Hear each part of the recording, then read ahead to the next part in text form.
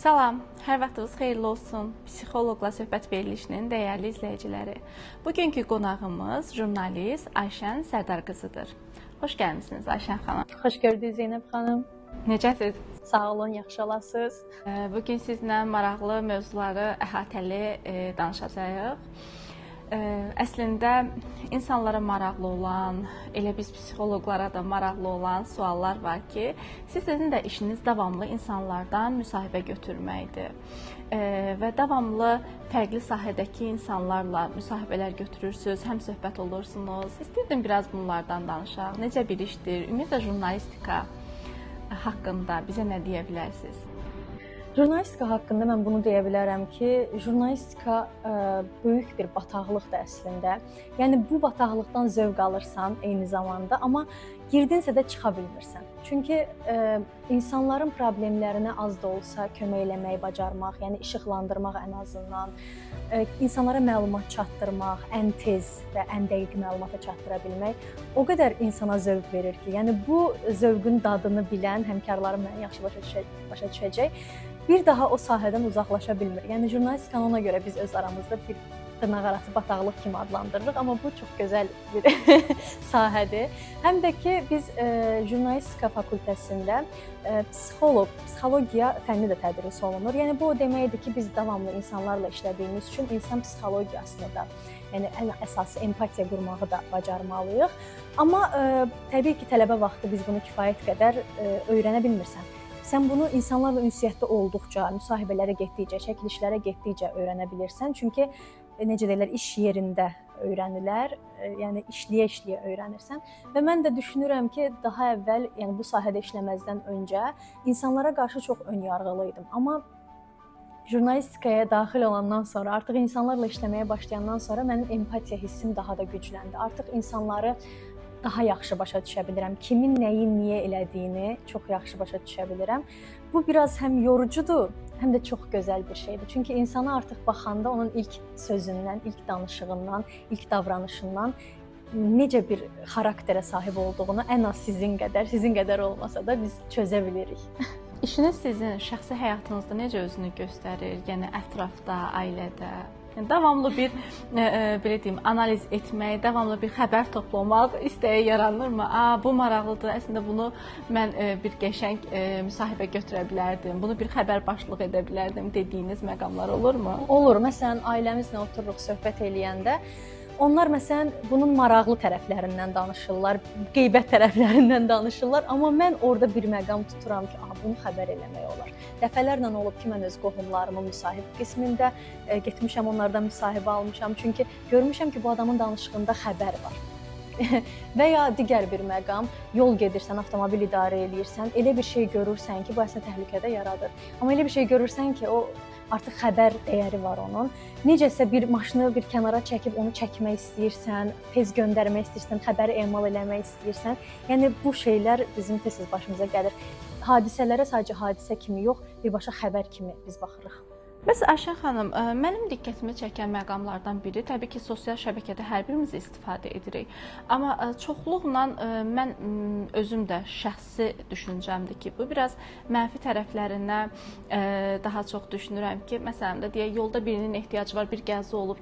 Kömək etməkdən çox çəkib paylaşmağa insanlar üstünlük verir. Yəni bu insanlarda xəbər paylaşmaq istəyimi deyim, arzusu, sevgisi nədən qaynaqlanır? Yəni siz nə düşünürsünüz? Bu sosial şəbəkənin bir tələsidirmi, hamımız içinə düşmüşük? Çünki baxırıq ki, bir insanın yardıma ehtiyacı var, amma ona yardım etməkdən öncə çəkməyi seçim olaraq birinci bu seçilir.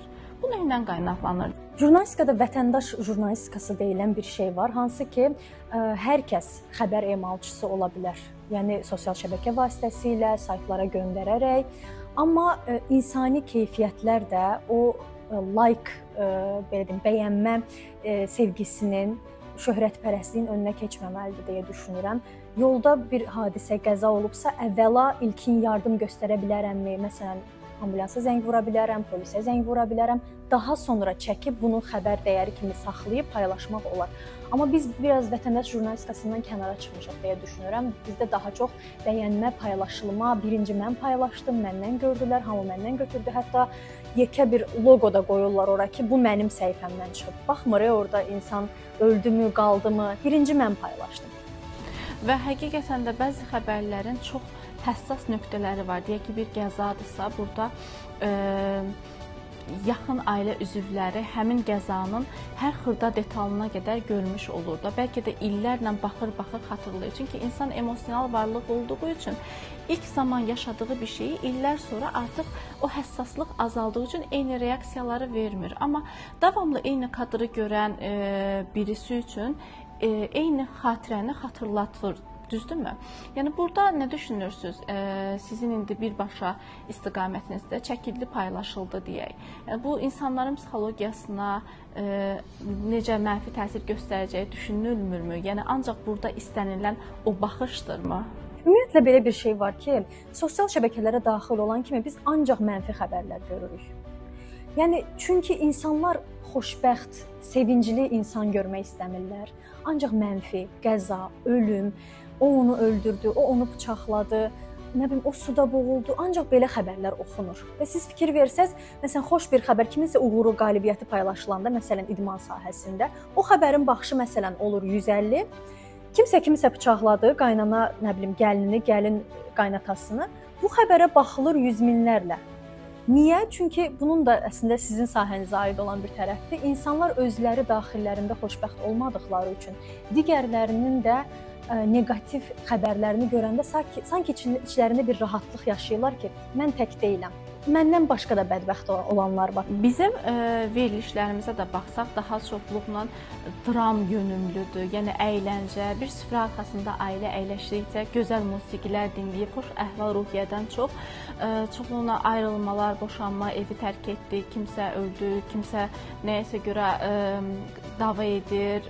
Yəni bu cür xəbərlər, bu cür verilişlər daha çoxluq təşkil edir ki, eynən bəlkə də siz daha yaxşı bilirsiniz ki, insanlara təsir etmə gücüdürmü, insanları idarə etmə gücüdürmü bu yönümdən. Bir də mənim diqqətimi çəkən məqamlardan biri bu, başlıqların, anonsların daha fərqli yönümdə getməyi, yəni başlıqlar bizi daha çox cəlb etmək üçündürmü, insanların ona baxsınlar deyəmi? Məsələn, olur ki, çox həssas insandır və yaxud da ki, fizioloji olaraq bir xəstəliyi var, ürək xəstəliyi var, o videoya baxarsa, o çəkilmiş kadrlar onu narahat edər, amma başlığı elə qoyuruq ki, daha çox həyəcan yaradılır. Yəni bunun da bir nəsə sizin iş sahənizdə bir sirri mi var, yoxsa belə olmalıdırmı?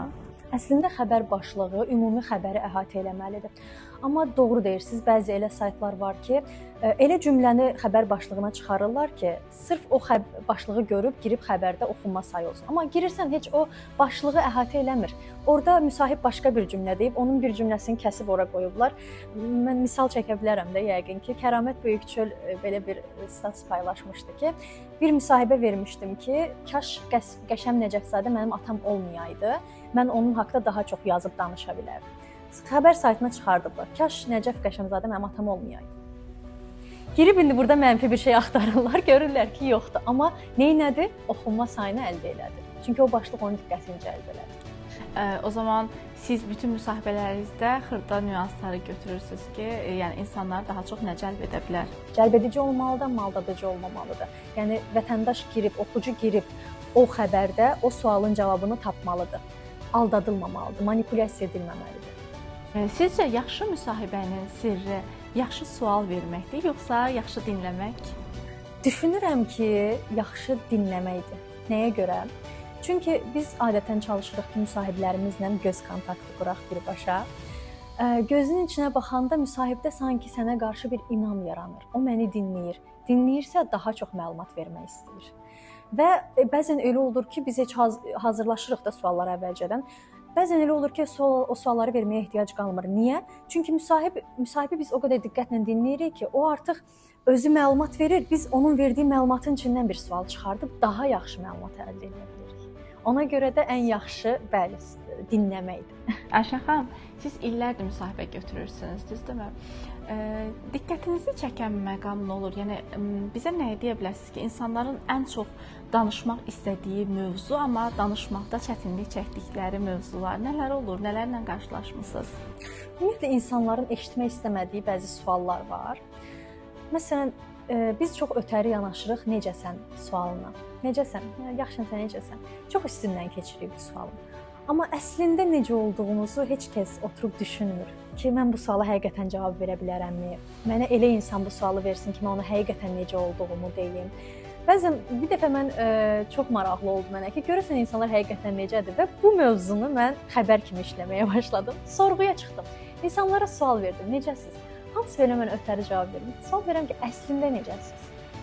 Belə duruxub baxırlar mənim üzümə. Danışmaq istəyir, dərdini demək istəyir, amma danışa da bilmir. Desəm mən ona nə kömək eləyəcəm, eləyə bilməyəcəm. Amma iş orasıdır ki, öz ən yaxını ilə də elədim. Necəsən sualın üstünə o qədər ötəri keçir ki, artıq o sualı eşitmək istəmir. Yəni çünki həqiqətən cavab verə bilmir. Onun ürəyini ağrıdan məsələləri danışa bilmir. Düşünür ki, qarşısındakı onu anlamayacaq və bu da məncə bu dövrün, hazırda müasir dövrün ən böyük problemlərindən biridir. İnsanlar bir-birlərini anlamaq istəmirlər, dinləmək istəmirlər. Çox rastlaşdığımız bir nüanslardan biri də odur ki, bəzən də necəsəni biz özümüz formal olaraq verdiyimiz halda qarşı tərəf bütün həyat hekayəsini, yaşadığı həyatı eynən və sanki müsbətlərimi deyərəmsə nəzər olar, göz olar, biraz mənfilərindən ağlayıram, necə olacam, eynən. Yəni bu psixologiyada olan insanlar da çox olur ki, həmin insanlar da artıq o necəsən sualını növbəti dəfə vermək istəmirsən, salam eləyib keçirsən ki, necəsənə keçid etməyir ki, sanki emosional o yorğunluğunu artıq qarşı tərəfə yükləmiş olur. Burada o şəxsi sərhəddə saxlamaq lazımdır. Ayşə xanım, siz psixoloqlardan da çox müsahibə götürürsünüz də. Bəli, sizdən məsələn. Bəli, nə düşünürsünüz, yəni bizlər haqqında, ya müsahibəyə gəlməmişdən öncəmi deyim, gəldikdən sonra gedəndə öz aranızda o kadrlara baxdıqda və yaxud da ki, bizim psixoloqların bir rol modeli var da insanların düşüncəsində. Olurmu ki, sizdə heç psixoloq olmasın, digər sahələrlə də ola bilər ki, getdikdə gözləntinizlə gördüyünüz üst-üstə düşməsin? Əvvəla onu deyim ki, mən jurnalist olmasaydım 100% psixoloq olardım. Yəni çox maraqlı bir sahədir mənə. Çünki insanların nə düşündüyü, necə davrandığı, nəyin nə elədiyi mənim üçün çox maraqlıdır. Və mən o qədər müşahidə edirəm ki, kənardan artıq bir növ işdə də mən o qədər belə mövzular təklif eləmişəm ki, özünüz də şahidsiniz. Mən çox psixoloji mövzular işləyirəm. Psixoloqlarla danışmaq, mövzu müzakirə eləmək mənə başqa cür təsir edir. Məncə bunu çox adam başa düşməyəcək. Zeynəb xanım, düşünürəm ki, psixoloqlarla müsahibə əsnasında belə onların mənə dediyi o şuuraltı, siz çox yaxşı bacarırsınız şuuraltı nələrsə deməyi və bacarıq da odur ki, mən elə düşünürəm, məndə o bacarıq var, o məqamı tuturam oradan. Və buna görə də mən hər dəfə sizlərlə müsahibədən sonra çox rahatlamış hiss edirəm. Beynim sanki sakitliyi, bəzi suallarıma elə bir cavab tapmışam. Baxmayaraq ki, mövzumuz tamam başqa olub, amma bizim bəzən söhbətlərimiz müsahibədən sonra da elə məqamlara biz toxunuruq ki, bütün suallarıma cavab alıram. Digər sahələrdə bizdə bilirsiniz necədir? Səhər mən bazar çəkilişinə də gedə bilərəm. Oradan çıxıb günorta Milli Məclisə də gedə bilərəm, deputat da çəkə bilərəm. Yəni bizim psixologiyamız o qədər tez-tez dəyişir ki, sən səhər olmalısan bazar adamın psixologiyasında, onu dilə tutmağı bacarmalısan. Keçməlisən, əynini dəyişməlisən, kostyum geyinməlisən, rəsmi geyimdə pencəyini geyinib millət vəkilinin qarşısına çıxıb ciddi suallar verməlisən. Yəni o qədər bizim də psixologiyamız dəyişir ki, biz hər sahənin belə deyim, təmsilçisinin psixologiyasına uyğun davranmağa çalışırıq. Hansı sahədə olanda ayda bugün bu çəkiliş var deyib o getmək istəməyib də getmək məcburiyyətinə qaldığınız müsahibələriniz olurmu? Olur, əlbəttə olur. Nəqliyyat sahəsi, taksi sürücüləri, avtobus sürücüləri ilə bağlı problemlər. Məlum məsələdir ki, sürücülərin, sərnişinlərin də sürücülərlə hər zaman problemləri olur və hərəsi də öz pəncərəsindən baxanda haqlıdır. Biz də ortadayıq, yəni tərəf ola bilmərik. Sürücünün problemini sərnişinə, sərnişinin problemini sürücüyə və yekunda bunların hamısını müvafiq quruma çatdırmalıyıq. Ona görə heç sevmədiyimiz məsələ odur. Yəni sürücü bizə elə davranır ki, sanki şikayətçi olan bizik. Sərnişin bizə elə davranır ki, sanki sürücü olan bizik. Yəni biz burada günah keçisi deyirlər, biz orada günah keçisiyik. Hər kəs bizim üstümüzə düşür, amma bizim işimiz sadəcə işıqlandırmaqdır, bacardığımız qədər əlbəttə. Və nəqliyyat məsələləri ilə bağlı çəkiliş olanda kollektivdə demək olar ki, heç kəs sevmir o çəkilişə çıxmağı. Maraqlıdır. Artıq mən o çəkilişlərə baxanda biləcəm ki, necə getmisiniz. Ayşə xanım, kameralar açılanda insanlar bir dəyişir. Bəli. Yəni deyək ki, məsələn sizinlə çox səmimi bir söhbət edirik. Artıq müsahibənin mövzusu bəllidir. Kamera açılan kimi artıq insanlar dəyişir. Buna səbəb sizcə nədir? Mən tez-tez küçə sorğularında oluram, müxtəlif mövzularla bağlı. Əlimdə kameranı görürlər, əlimdə mikrofonu görürlər daha doğrusu, yanımda operatoru, onun əlində kamerasını görürlər. Vətəndaş mənə belə deyir, çəkməyəcəksinizsə cavab verin. Ay vətəndaş, çəkməsən mən o cavabı necə yayımlaya bilərəm? Amma digər tərəfdən də onu da başa düşürəm. Niyə? Çünki onun ağzından çıxan hər bir söz, bu dəqiqə sosial şəbəkələrdə məlum məsələdir ki, tənqid var, nə bilim bir-birlərini məsxərəyə qoymaq var. Ən xırda bir sözünü belə götürüb sosial şəbəkədə viral eləyəcəklər deyə, onu tənqid eləyəcəklər deyə insanlar o qədər qorxurlar ki.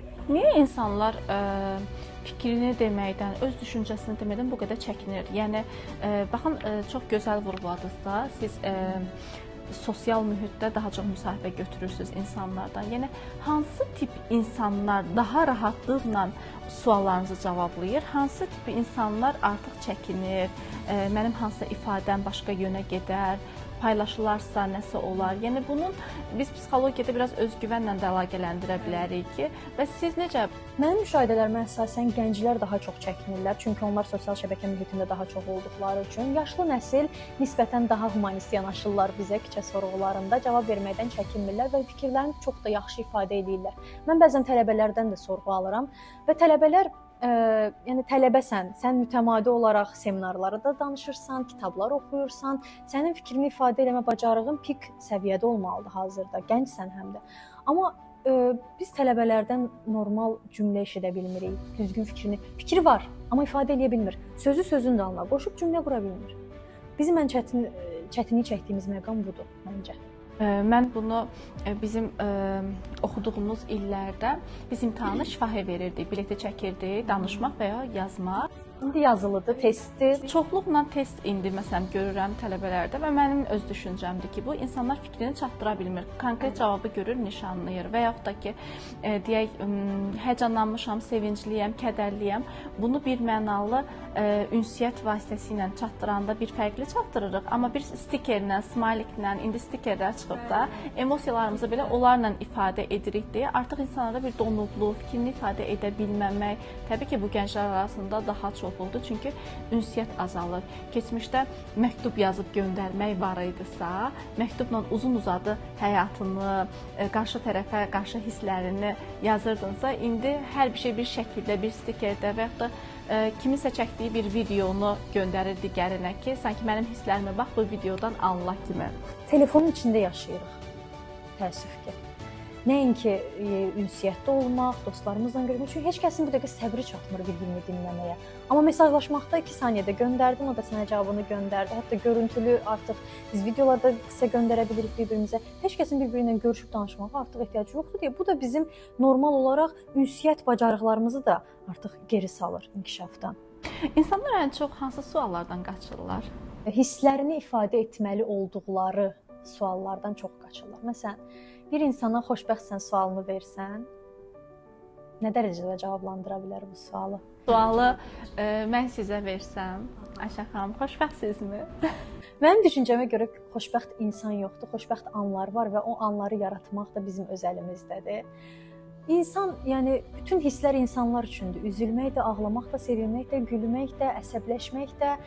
Bunlar hamısı insan üçündür və biz bunların hamısını yaşayacağıq. Belə bir ifadə də var idi ki, piano ifa eləyəndə sadəcə ağ dillərə toxunaraq yaxşı musiqi ifa eləyə bilməzsən. Arada qara dillərə də toxunmaq lazım gəlir. Yəni arada üzülmək də lazımdır, ağlamaq da lazımdır. Mən zövq alıram ağlamaqdan. Yəni o anları, o xoşbəxt anları yaratmaq insanın öz əlindədir. Xoşbəxt anların çoxdursa, xoşbəxt insansan. Təbii ki, mən də həmişə müraciət edənlərə belə özümə, ətrafımdakı insanlara da həmişə vurğuluram ki, deyirəm, mənfi olmalıdır ki, müsbət halını müqayisə edəcəyin bir şey olsun. Sən əgər davamlı gülürsənsə, kədərli olduğun bir zaman yoxsa, sən indi xoşbəxt olub olmadığını bilməyəcəksən. Yəni, mən dünənə nisbətən indi yaxşıyam. Sabah bundan daha yaxşı olduğun üçün artıq dünən bundan biraz xoşbəxtliyim və yaxud da ki, sevincim aşağıdır, indi daha yaxşıyam. Uğurlarımız da belədir. Həyat həqiqətən də enişli, yoxuşlu. Mən çoxluqla hər kəsə misal çəkirəm ki, baxın, fəsillər kimidir həyatımız, günümüz. Qışı da yaşayırıq, payızı da, yağışı da, eynən. Təbiət bizim elə öz həyatımızdır. Sadəcə həqiqətən anlamaq, dərk etmək və yaşamaq lazımdır. Ayşə xanım, belə bir sualım var sizə. Sosial mediada insanlar gördüklərinə tez inanırlar. Jurnalist kimi izləyicilərə məlumatı qiymətləndirərkən nələrə diqqət etməyi tövsiyə edərdiniz? Çox qəşəng sualdır, çünki hazırda süni intellektin də bilirsiniz ki, vasitələri çoxdur. İstənilən insanın səsindən, görüntüsündən istifadə edərək məlumat artıq paylaşıla bilir və bu çox təhlükəli bir vəziyyətə gəlib çıxıb. İnsanlar gördükləri hər şeyə, xüsusilə də orta və yaşlı nəsil gördükləri hər xəbərə inanırlar. Məsələn, yaşlılar üçün bəzən paylaşırlar, pensiyalar artırıldı. Buna çox inanırlar və gözləyirlər. Bu artıq insanın hissləri ilə oynamaq kimi bir şeydir bu. Jurnalistikanın belə bir qaydası var ki, əgər məlumatın doğruluğunu öyrənmək istəyirsənsə, onu az 3 mənbədən, 3 etibarlı mənbədən dəqiqləşdirməlisən və daha sonra o məlumatı yaymalısan. Hər kəsin əlində telefon olduğu üçün bu dəqiqə məlumat o qədər əlçatandır və o qədər sadələşib ki, məlumata çatmaq. Bu belə olmamalıdır əslində, amma təəssüf ki, bunun qarşısını almaq bu dəqiqə mümkün deyil. Siz məlumatın doğruluğunu necə yoxlaya bilərik? Yəni bizə tövsiyə edəcəyiniz o dediyiniz mənbələr, hansı məsələn bir şey eşidiriksə bunun doğru olub olmadığını hansı mənbədən baxa bilərik ki? Bizim məsələn mənbələrimiz var, ad çəkmək istəmirəm. Biz bilirik ki, o sayt paylaşıbsa, məsələn, çox doğrudur.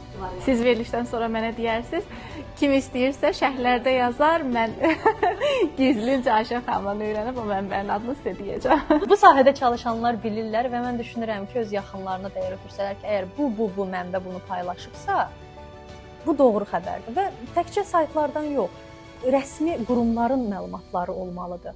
Rəsmi məlumatlar, sadəcə girib sosial şəbəkədən də bütün qurumların sosial şəbəkə hesabları var. Yəni girib o qurumlardan o məlumatı görmürsünüzsə, o məlumat dəqiq məlumat deyil. Yəni filan kəs paylaşıb, yox, o mənə yalan deməz məsələsi deyil burada. Yəni o yalan deməyəcək sizə, o da gördüyünü sizə deyəcək. Amma siz ilkin mənbədən onu dəqiqləşdirməlisiniz ki, aldanmayasınız. Ayşə xanım, olur ki, deyək belə bir xəbər yayımlayacaqsınız və siz müəyyən zaman bunun üzərində çalışırsınız, dəqiqliyini artıq araşdırmısınız deyə siz bilirsiniz. Yaxın ətrafınız, ailə üzvləriniz hələ siz bunu yayımlamamısınız, amma sizə sual verirlər, soruşurlar. Siz bu məlumatları ötürürsünüz, yoxsa yox, paylaşılanda görərsiniz deyə saxlaya bilirsiniz? Səmimi cavab verin. Ürəyim partlayır demək üçün, amma deyə bilmirəm. Rəsmi olaraq paylaşılmalıdır ki, ondan sonra ən pisi də budur. Ümumiyyətlə dediyiniz olubmu bu qədər təcrübənizdə? Olmayıb.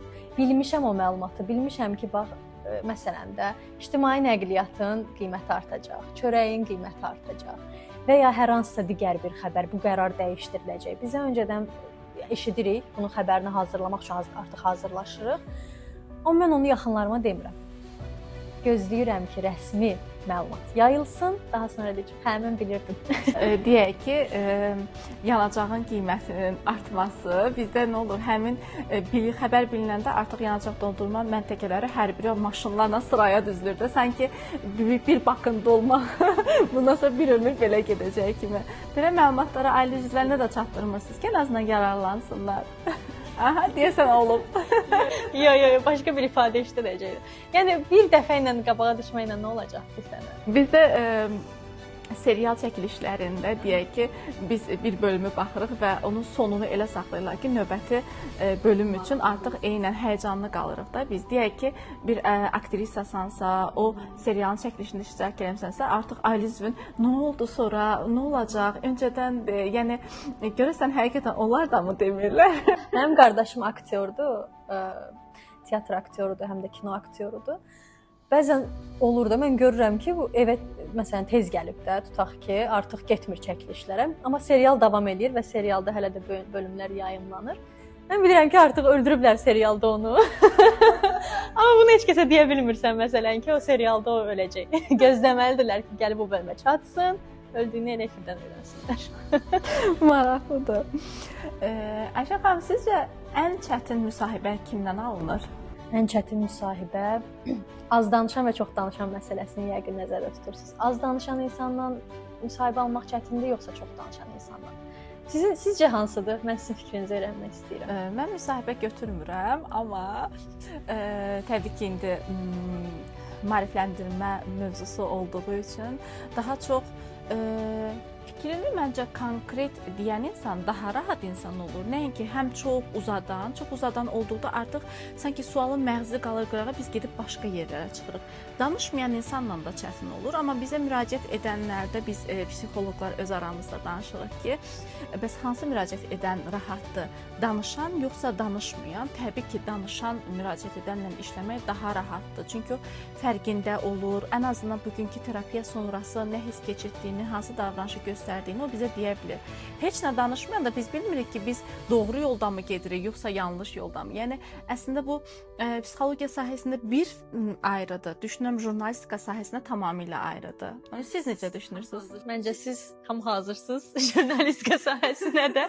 Çünki çox doğru cavab verdiniz. Yəni bəzən biz öz aramızda da müsahiblərimizi bir-birimizlə bölüşürük kollektivdə. Filan mövzu ilə bağlı kim yaxşı danışar? Bu yaxşı danışandır. Açırıq müsahibələrinə baxırıq ki, uzun-uzadı danışıb. Mövzunun məğzindən heç nə anlamaq olmur. Adamın konkret bir fikri yoxdur. Ona görə də ən rahat danışan insan konkret danışan insan, danışmağı sevməyən insandır. İş ordadır ki, bacarıqlı jurnalist o insanı danışdırıb o cavabı ondan ala bilsin. Mən burada Ayşə xanımdan özümü bir qiymətləndirim, görüm. Mən müsahibə verirəm sizə. Siz necə düşünürsünüz? Siz həmişə təcrübələrinizdən danışırsınız və bu mənim çox xoşuma gəlir. Öz pasiyentlərinizin, yəni sir verməyərək, sadəcə müşahidələrinizə əsasən, yəni bu psixologiyada bunu eləyirlər deyirsiniz. Bu mənim çox xoşuma gəlir. Çünki mənim elə sualımın cavabı da elə ordadır.